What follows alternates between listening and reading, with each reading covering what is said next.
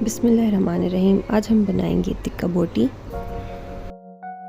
इसके लिए आपको चाहिए कुटा हुआ लहसुन, हस्ब ज़ायका नमक, आधा किलो गोश्त। इन सब चीज़ों को हम कुकर में डाल देंगे और साथ पानी ऐड कर देंगे और इनको हम अच्छी तरह गला लेंगे।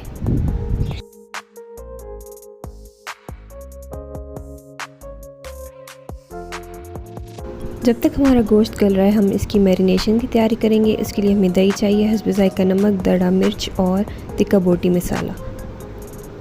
इन सब चीज़ों को हमने दही में अच्छी तरह से मिक्स कर लेना है।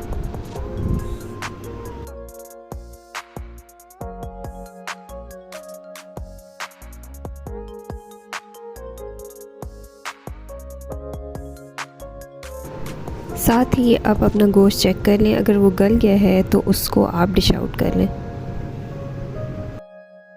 डिश आउट करने के बाद आपने जो मैरिनेट किया था मसाला, उसके अंदर सारे गोश्त को ऐड कर लें और उसको थोड़ी देर के लिए रख लें ताकि टेस्ट जो है वो डेवलप हो जाए।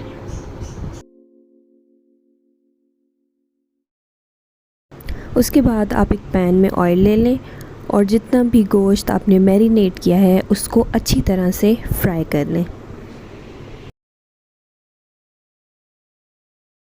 कुछ देर भूनने के बाद आपका गोश्त तैयार हो जाएगा। आप अपने गोश्त को डिश आउट करें और इसको सैलेड के साथ एंजॉय करें। इसका टेस्ट बहुत अच्छा था। अगर आपको स्पाइसी खाना पसंद है तो ये आपको बहुत पसंद आएगा। आप इसको हरी चटनी के साथ भी एंजॉय कर सकते हैं। उसकी रेसिपी पहले से चैनल पे है।